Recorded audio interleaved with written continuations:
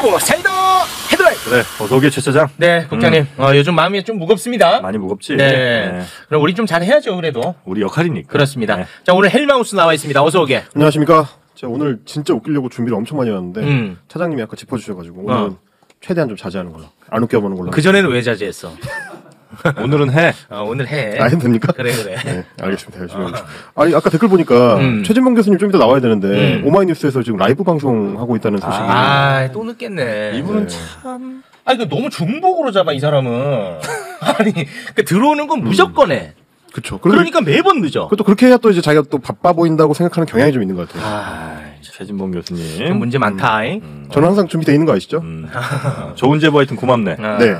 최진봉이 안 될 때 누가 좋을까를 저도 이제 나름대로 뭐 좀 살펴봤는데. 수요 난장판. 헬마우스밖에 없더라고요. 네. 최진봉 대신으로는? 네네. 그래. 너한테는 아주 네. 딱인 상황이네. 네. 제 교수님보다 그래도 웃깁니다. 그래? 그건 자신 있습니다. 독인 개긴. 알겠습니다. 네. 자, 그러면은 오늘 뉴스 한번 좀 들어가 보겠네.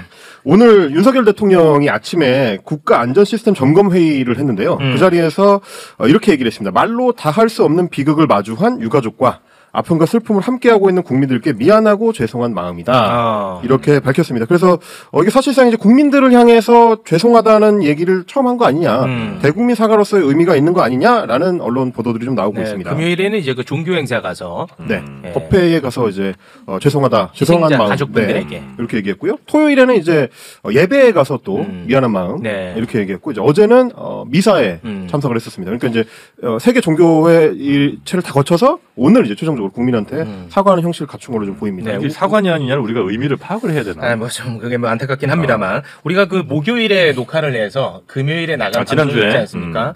그때 변희재 씨가 천공이 한마디는 해야 된다라고 말을 했다.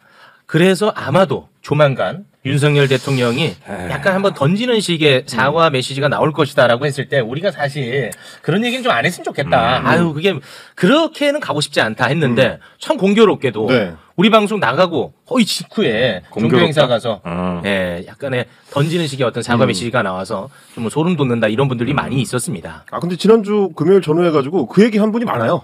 김용민 PD도 다 천공 보고 하는 거니까. 네, 본인이 이제 천공 보니까 내일 사과할 것 같다. 이렇게 또 누굴 보고 우리가 살아야 돼. 좀 안타깝습니다. 그런 부분은 그게 뭐 진짜로 연결되어 있는 건지 아닌지는 아직까지는 저는 모르겠습니다. 공교롭게도 변희재가 그동안 한 말이 현실화되고 있으니까 그러다 보니까 우리가 이제 혼란이 옵니다. 그러면 여기서 좀 이렇게 생각을 해봐야 되는 게 그럼 변희재 말을 듣고 있는 거 아닙니까? 누가?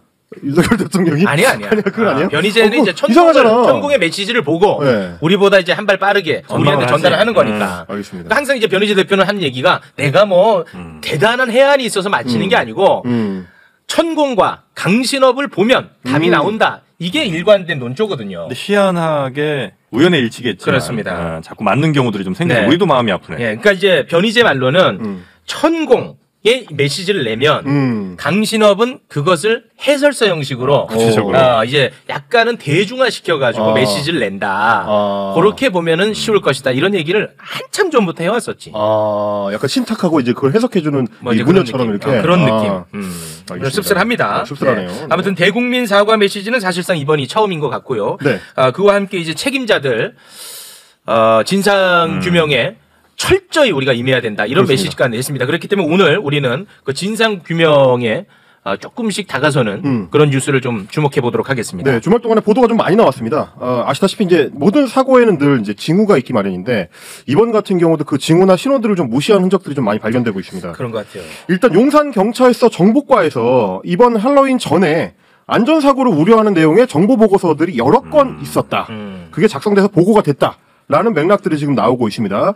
용산서 공공안녕정보외사과라는 곳인데 10월 초에 할로윈 데이를 맞아서 이태원 일대에 인파가 몰릴 거기 때문에 이거 이제 인명사고 위험에 대비해야 된다라는 내용이 들어 있었다는 거예요. 보고서에. 그렇습니다. 그러니까 축제가 일어나기 사실은 한 달여쯤 전에 이미 이제 보고서가 있었고 그 뒤로도 이전에 보도됐던 게 이제 지난달 26일, 그러니까 3일 전에 나왔었던 보고도 마찬가지로 내부망에 경찰 내부망에 등록이 됐었는데 그게 제대로 좀 반영이 안 됐다라는 얘기가 있었고요. 경고의 목소리가 계속 있었다. 이거네. 그 부분이 너무 가슴이 아픈데 그 이후에 참사 이후에 이런 보고서를 또 모두 삭제했대. 이 얘기가 지금 나옵니다. 그래서 용산서 정보과장이 사실은 이제 이렇게 정보 보고를 받으면 그걸 이제 서장한테도 보고하고 서울 청장한테도 보고가 돼야 경력 배치가 달라지잖아요. 그렇지. 그래 우리가 신경을 좀 써야 되겠구나. 이러면서 이제 뭔가 바꿀 텐데 이게 정복 과정이 중간에 이 군대용으로 치면 이제 짬시킨 거 아니냐. 이런 얘기가 나온 거예요. 약간 무시하거나 제대로 보고가 안 이루어진 거 아니냐. 그러다 보니까 사고가 발생하고 나서 이 정보보고 문서들이 다 삭제가 됐다. 자기한테 책임이 올까봐. 그런 얘기가 나온 겁니다. 네. 이게 이제 일종의 직무유기거나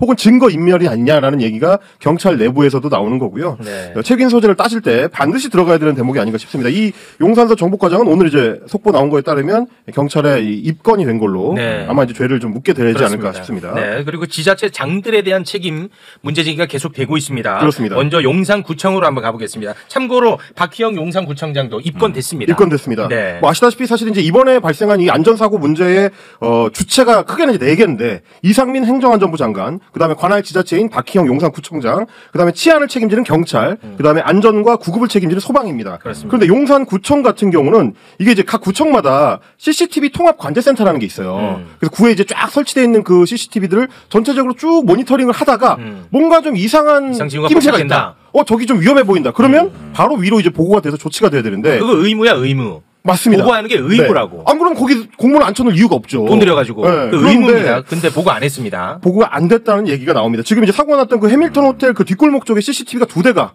위아래에 설치가 돼 있는데 네. 이거를 보고도 놓친 게 아니냐 혹은 제대로 안 본 거 아니냐 이런 얘기가 나온 겁니다. 네. 자, 관제 요원들 같은 경우는 이제 비상 상황이 발생했을 때 경찰서나 행정안전부 상황실로 즉시 보고를 해야 되는데 오히려 거꾸로 이게 내려왔습니다. 그래서 밤 10시 반쯤에 용산 경찰서에서 통합센터 쪽으로 거꾸로 연락이 오고 나서야 상황을 알게 됐다. 어떤 상황이냐 물어보고 나서야 이제 CCTV 보고 얘기를 했다는 거야. 그렇습니다. 이런 얘기. 지금 보니까 현장이 제대로 안 보여요. 사람이 밀려다녀요. 이런 얘기를 통합관제센터에서 했었던 얘기고 네. 문제는 뭐냐면 실제로는 지금 이제 그 언론들이 그 당시 업무 일지를 살펴봤더니 업무 일지에는 꼼꼼하게 봤다고 체크를 해놨다는 거예요. 심지어 용산 뭐 지구촌 축제 현장을 살펴봤다라고 9시 반 이후에 적었다는 건데 문제는 그 용산 지구촌 축제가 2주 전에 열린 2주 전에. 축제입니다. 그러니까 이거는 그냥 업무 일지 같은 거를 대충 가라로 네. 그때그때 그냥 베껴가지고 앞에 썼던 거 그냥 베껴 쓴 거 아니냐 이런 얘기가 지금 나오고 있는 겁니다. 이 박희영 구청장은 뭐 입건이 됐는데 이 문제가 굉장히 많습니다. 그 이틀 전에 회의에도 불참했고 그렇습니다. 그리고 참사 당일에 현장을 2차례인가 지나갔어. 근데 아무런 조치를 취하지 않았습니다. 그리고 애도 기간을 자체적으로 또 연장하면서 뭐 돌봄 프로그램 이런 거 다 중단했어. 이게 무슨 관계인지 모르겠어요. 그러다 보니까 지금 용산구청장이 네. 구청장이라는 지자체장을 소화할 수 있는 인물이냐. 그렇지. 아주 근본적인 문제 제기가 나오고 있는 거고요. 네. 지금 용산구청의 이제 홈페이지에는 사퇴하라는 시민들의 요구가 막 진짜 빗발을 그렇습니다. 네. 이렇게 되고 있습니다. 뭐 법적인 문제는 뭐 들여다보고 차차. 따져봐야겠습니다만 용산구청장 그리고 서울시장 이 두 분은 사실 정치적으로는 매우 큰 책임이 있어요. 그럼요. 네. 관할 지자체가 사실은 첫 번째 책임을 져야 되는 건데 그럼. 뭐 서울시장은 아시다시피 이제 오세훈 유럽에 시장. 출장 가 있었고요. 오세훈. 시장. 네. 그리고 이제 박희영 용산구청장은 말씀드렸던 대로 토요일 날 낮 시간 동안에는 아예 서울에 있지도 않았습니다. 네. 경남 의령 고향에 방문 중이었다고 하고요. 저녁 8시에 복귀를 서울로 한 다음에 곧바로 집에 갔습니다. 네. 이런 것들이 다 지금 문제가 되고 있습니다. 근데 이상하게 그 오세훈 시장 이름은 완전히 그 가려져 있습니다. 현재까지는. 그래서 이제 온라인에서는 네. 재빨리 그때 이제 초기에 대국민 사과를 하면서 눈물을 흘렸던 게 효과가 있다. 효과가 있었던 거 아니냐. 뭐 근데 이런 그때도 얘기가. 구체적으로 뭘 잘못했냐고 물어봤을 때는 그거는 조금 더 살펴봐야 된다라고 얘기했어요. 맞습니다. 내용에 대한 사과는 없었습니다. 사실상. 눈물이라는 임팩트가 중요하다. 뭐 이런 얘기가 있는 거죠. 또. 알겠습니다. 자, 그리고 문제 인물이 또 용산 경찰서장입니다. 이 사람 역시 입건됐습니다. 네. 아까 제가 말씀드렸던 게 이제 경찰 지휘부의 문제였는데 위에서부터 아래까지 다 문제였다라는 얘기가 나오는 겁니다. 일단 네. 경찰청장 그리고 서울경찰청장 그다음에 용산경찰서장까지 지휘부가 사실상 제 기능을 하지 못했다라는 얘기가 나오는 건데 용산서장하고 서울경찰청장은 그날 이태원에 대해서는 아예 이제 관심을 거의 끈 것 같은 행보를 보였습니다. 진짜 그런 느낌이에요. 그렇습니다. 이제 광화문에서 있었던 집회가 이제 용산 대통령실 있는 데까지 이제 시위를 하면서 계속 이제 행진하는 게 있었는데 그게 8시 30분에서 9시 사이에 대부분 끝났습니다. 네. 근데 이게 끝나니까 철수했어. 이 사람들이 사실상 퇴근을 했습니다. 네. 용산경찰서장은 다른 간부들하고 같이 저녁밥 먹으러 갔고요. 그리고 서울경찰청장은 아예 퇴근해가지고 집에 가버렸습니다. 네. 그러니까 이분들한테 있어서는 이태원은 아예 관심권 바뀌었고 이제 집회가 끝나니까 나 이제 퇴근한다. 이렇게 됐던 셈입니다. 자, 그러고 난 다음에 우리가 이제 계속해서 금요일까지만 해도 용산서장은 참사 이후 현장에 참사가 10시 15분이잖아요. 10시 20분에 도착했다고. 5분 뒤에 도착했다. 우린 그런 줄 알고 있었어요. 그렇습니다. 근데 알고 봤더니 그것도 조작한 거 아니겠느냐. 상황 보고서에 10시 20분 도착이라고 써 있는데 이거 거짓 작성 의혹이 지금 돌고 있습니다. 그렇습니다. 지금 이제 10시 20분이라고 적힌 게 상황이 발생한 사고 현장이 아니고 근처 녹사평역에 도착한 시간이다. 이런 얘기가 나온 겁니다. 그러니까 이제 9시 30분쯤에 보고를 받고 출발을 해가지고 녹사평역에 도착했는데 지금 이제 언론에서 문제 제기하는 게 그러면 당장 차를 타고 진입이 안 되니까 거기서 한 800m 정도 떨어진대래요. 10분. 그렇습니다. 걸어서 가면 10분이면 가는데 10분. 그러면 안 될 것 같으면 걸어서 가야지. 그걸 안 가고 1시간 동안 차를 타고 주변을 돌다가 나중에 참사 현장으로 간 것도 아니고 이태원 파출소로 갑니다. 거기는 현장 보이지도 않아요. 옥상에서 안 보인대요. 안 보여요. 그럼 도대체 왜 갔느냐도 문제고. 관용차를 그렇게 고집했대. 관용차. 아니 뭐 다리 부러졌습니까? 뭐 걸어서 못 가요? 도대체 왜 상황 발생한 거에 대해서 전혀 파악을 못했는지가 이게 문제인 거고 또 하나는 파출소에 갈 때도 근처에 뭐 앤틱 가구거리 이제 근처에 내려가지고 한 5분 정도 걸어서 파출소로 갔다는데 뒷짐지고 그렇습니다. CCTV에 다 찍혔습니다. 뒷짐지고 슬렁슬렁 가고 있는 게 찍혀서 이게 용산 경찰서장이라는 사람이 그 당시에 상황을 파악을 전혀 못한 거 아니냐. 제대로 보고 받은 거 맞느냐. 그때면 이미 굉장히 많은 사건들이 벌어진 다음인 거죠. 그렇습니다. 이미 막 CPR 뭐 시민들까지 참여해가지고 좀 구하기 위해서 혼신의 힘을 다하고 있던 때인데 혼자 슬렁슬렁 걸어갔다는 거는 뭔 일이 벌어지고 있는지도 몰랐던 거 아니냐. 이런 얘기가 나오는 겁니다. 무엇보다도 112 신고가 빗발치고 참 이야기가 너무 어렵습니다. 그리고 나서 파출소에 도착하고 나서도 서울경찰청장한테 보고하는데 또 30분이 걸렸습니다. 그렇습니다. 근데 그러다 보면 이게 문제가 뭐냐면 서울경찰청장이 출동을 해야 그 사람이 상황 판단을 하고 지시를 해야 서울 경내에 있는 다른 기동대 경찰 기동대들이 움직일 수가 있습니다. 근데 그게 보고가 늦다 보니까 기동대 파견도 늦었고 그래서 기동대가 제대로 현장에 도착하기 시작하는 게 거의 사고 발생하고 2시간이 지나서 자정을 전후한 시간이었다. 이렇게 총체적인 문제가 드러났다라는 게 나오는 거고요. 심지어 윤희근 경찰청장 같은 경우는 당일에 아예 역시 마찬가지로 서울에 있지 않았고요. 등산을 한 뒤에 충북 제천에 있는 캠핑장에 가서 11시쯤에는 이미 잠이 들었다라는 얘기가 또 나왔습니다. 그러니까 사실상 뭐 제가 말씀드렸다시피 이 경찰 지휘부 전체가 이태원에 10만 명의 인파가 모일 거라는 보고를 다 받고 있었음에도 불구하고 거기서 사고가 날 가능성에 대해서는 아예 생각조차 하지 않고 있습니다. 네. 그전부터 계속해서 지원 요청이 있었고 그런데 거기에 대해서는 전혀 응답하지 않았고 사고 날 가능성을 미리 인지하지 못했다는 것까지는 양보하더라도 일단 발생했으면 그렇죠. 빨리 움직여야지. 그래서 이게 상식적으로는 해석이 안 된다는 거예요. 그래서 그렇습니다. 네. 알겠습니다. 자, 그리고 다음으로 넘어가 보겠습니다. 또 한 가지 좀 문제가 제기되는 게 결국 이제 인력을 어떻게 운용했냐. 그때 좀 여유가 있는 쪽에서 좀 당겨왔어야 되는 거 아니냐라는 얘기인데 야당과 언론에서 지적하고 있는 그 여유가 있었던 곳이 다름 아닌 용산구 한남동에 있는 대통령 관저 인근입니다. 여기에 지금 이제 관저 경비를 위해서 경찰의 202 경비단이 지금 파견이 돼 있는데 당일날 토요일날 3개 중대가 여기에 배치가 됐었다는 겁니다. 한 200여 명 정도 됩니다. 그러면 여유가 있을 때 이쪽에서 사람을 좀 땡겨가지고 이태원으로 보냈어야 되는 거 아니냐 이제 이런 얘기가 나오는 거죠. 왜냐하면 아시다시피 지금 용산 한남동 관저에는 아무도 안 살고 있습니다. 네, 오늘 입주하는 것 같던데요. 뭐 문자를 통해서 이제 확인된 건데 그럼 토요일에는 비어 있었던 얘기인데 빈집 지키는데 200명을 쓸 게 아니고 현장에 바로 투입을 했어야 되는 거 아니냐 이런 얘기가 나오고 있습니다. 아니, 뭐 거기까지 가지 않더라도 광화문에 엄청나게 많은 병력들이 다 철수했잖아요. 그렇습니다. 예, 그러다 보니까 얘기가 나오는 게 결국 경찰 수뇌부의 머릿속에는 마약 단속밖에 없지 않았느냐 이런 얘기가 나오고 있는 상황입니다. 그리고 또 이제 이 총책임자인 행안부 장관 이상민 장관하고 서울경찰청장 김광호 청장하고 말이 좀 엇갈려요. 지금 이제 행안부 장관 같은 경우는 집회 시위에 경력을 대부분 동원했기 때문에 이쪽에는 즉각적인 조치를 취할 만한 병력이 없었다. 이렇게 지금까지 얘기를 해왔는데 오늘 서울청장이 국회에 서면 답변한 내용을 보니까 집회 대비 때문에 경력이 부족해서 배치 못한 건 아니다. 그게 아니고 112 신고 접수 이후에 상황의 심각성을 인지를 못해가지고 몰라가지고 즉각적인 조치를 못 취했다. 이렇게 얘기를 했습니다. 어떻게 이걸 모를 수? 이래도 저래도 다 화납니다. 이거는 제가 봤을 때는 서울경찰청장 입장에서는 본인 책임을 최소화하기 위한 조치를 보입니다. 왜냐면 이제 하나하나 이제 뭐가 드러나고 있으니까. 그렇습니다. 그거 이제 거짓말하려는 사람들이 분명히 나올 거거든요. 그렇습니다. 그거는 진짜 어마어마한 처벌을 좀 받아야 됩니다. 이게 이제 행안부 장관 말대로 경력 배치가 처음부터 뭔가 잘못됐다, 판단을 잘못한 거라 그러면 서울청장이 책임을 져야 되는데 112에서 보고가 안 올라가지고 몰랐다. 이러면 112 책임이 된다는 거죠. 그러니까 결국 이제 서울청장도 이미 그 밑자락을 깔고 있는 거 아니냐 이런 비판이 또 나옵니다. 네, 알겠습니다. 자, 그리고 아직도 그 뭐 주최 측이 없는 행사. 이 얘기 계속 나오는데 아니 이거 나도 이 얘기 하고 싶지 않아요. 왜냐하면 관련 법이 너무 많이 나왔고 이거는 이제 사실 게임이 끝났는데 계속 나오고 있고 대통령실에서도 계속 거기에 대한 대비를 해야 된다고 아직까지도 그런 얘기를 하고 있는데 맞습니다.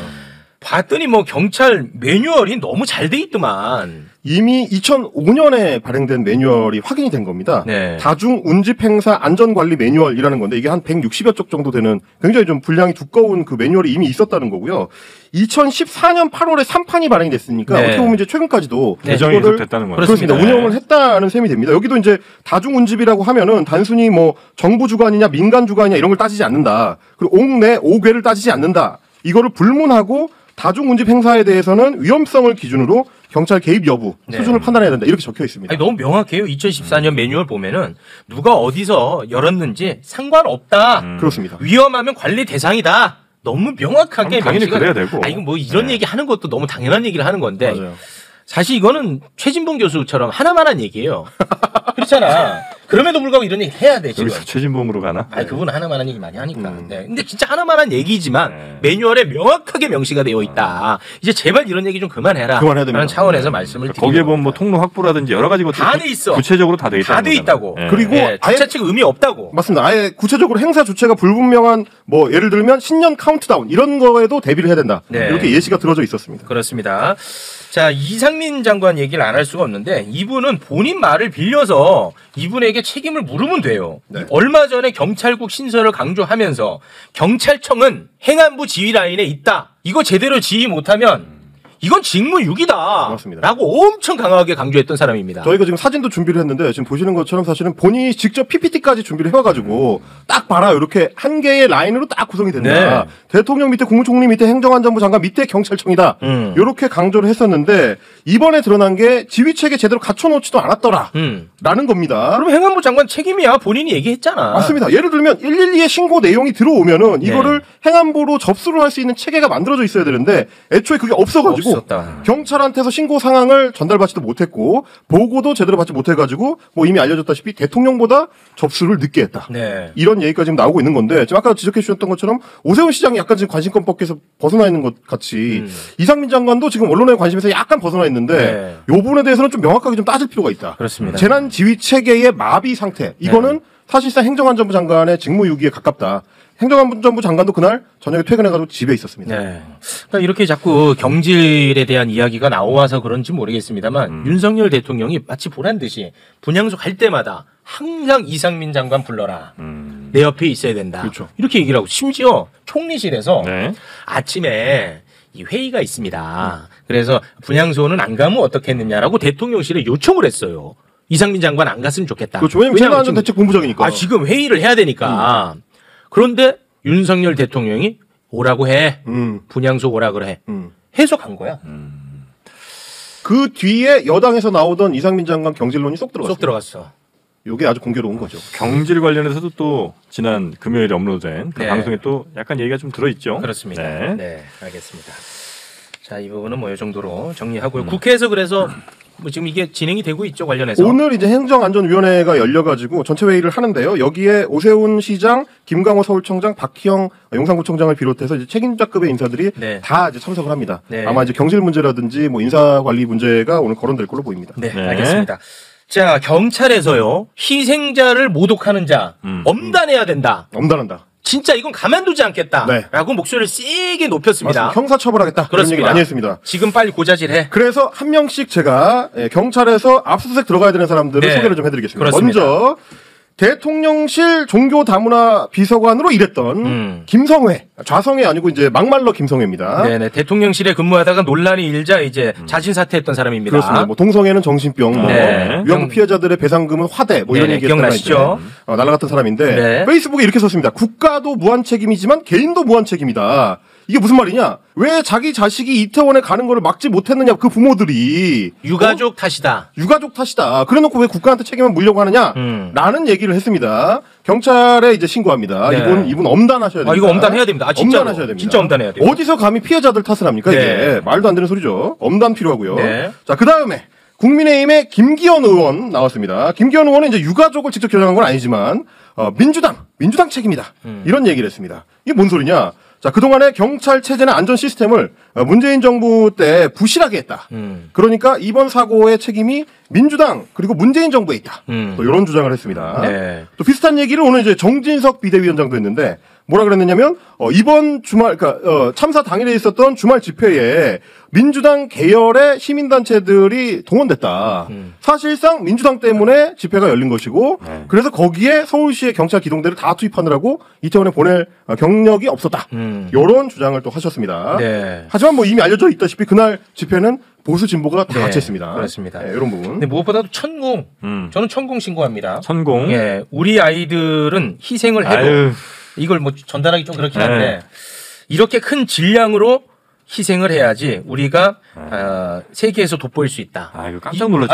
아니 이거는 진짜 이 제일 심각해. 잡아가야 됩니다. 이거는 희생자 모독의 정점에 있다. 그렇습니다. 이거 빨리 진짜 경찰 뭐 합니까? 천공. 천공이 천인공노의 준말이라는 얘기가 있어요. 그래서 정말 분노할 수밖에 없는. 만평 하나 보고 오셨어요? 네.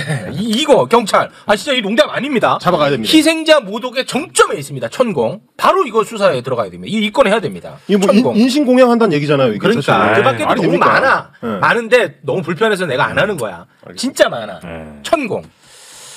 그리고 또 이제 엉뚱한 얘기한 정치인 하나를 고발하자면 안철수 의원. 안철수 의원은 CCTV에 인공지능을 도입해서 112 신고를 안 받고도 경찰에서 미리 알 수 있게 하면 이런 사고를 예방할 수 있다. 하나만한 얘기하죠. 이런 얘기 하시면 안 됩니다. 112 신고 엄청 접수됐는데 경찰이 대처를 안 한 겁니다. 기술 제도 탓하지 마세요. 이렇게 하시면 안 됩니다. 기술 탓, 제도 탓 하면 안 된다는 거 지난 방송에서 저희가 다 짚었습니다. 네. 뭐 천공 발언은 뭐 굳이 여러분 찾아보지 마세요. 정신적으로 불쾌해집니다. 힘들어질 수 있으니까요. 천공. 빨리 경찰 수사하시기 바랍니다. 진짜 이거 심각합니다. 자, 그러면 오늘은 여기에서 마무리 짓고요.